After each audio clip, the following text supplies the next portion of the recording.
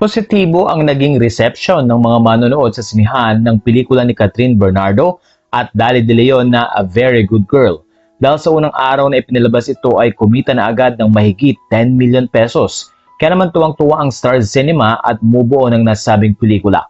Masaya din ang mga supporters ni Catherine dahil matapos ang mahabang panahon ay napanood uli si Catherine sa big screen kasama pa ang international actress na si Dali De Leon.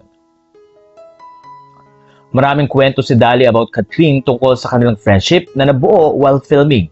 Ilang mga intriga din ang kinaharap ng dalawa pero masaya nilang ibinahagi ang pagkakilala nila sa isa't isa. Isang mahabang mensahe din ang ibinigay ni Dali tungkol sa tila separation anxiety na nararanasan niya dahil matatapos na nga ang kanilang pelikula at ipinilabas na ito. Ayon kay Dali, "My very good girl, we're about to reach the finish line of this insane journey and the sepangs is slowly creeping in, so before our film hits the world, let me thank you for being there for me.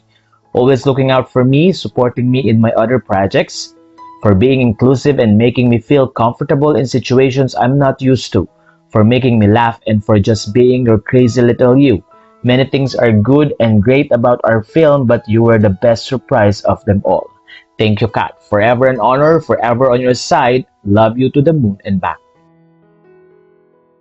Samantala, naging controversial naman ang ilan sa mga photos ni Catherine at Dali kasama ang team ng kanilang movie na nag-post ang mga ito na gamit ang kanilang middle finger. Ilang mga fans ni Catherine ang nadismaya dahil kahit daw para sa movie ito ay marami pa ring mga kabataan ng supporters ni Catherine na pwedeng gayahin ng aktres.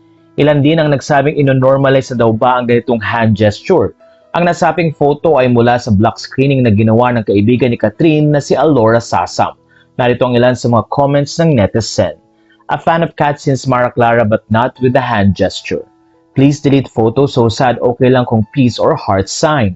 Sobrang idol ko si Kat pero parang dahil dito biglang akong na-off.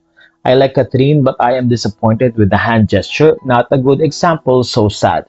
I don't understand why the dirty finger, okay lang kayo, disgusting." Ilang netizens naman ang nagsabi na sa bandang huli ng photos ay nag-peace sign naman sina Catherine na ibig sabihin daw nito ay joke lamang ang nasabing hand gesture. Pero kung tutuusin, ilang mga netizens ang nagsabi na hindi maganda na makita ang mga photos na ito lalo na sa social media na madalas ay na-access din ng mga bata. Well, wish naman ng mga netizens at fans na lalong kumita ang movie at hindi makaapekto ang issue na ito sa movie nila. Well, ano pong masasabi nyo sa story na ito?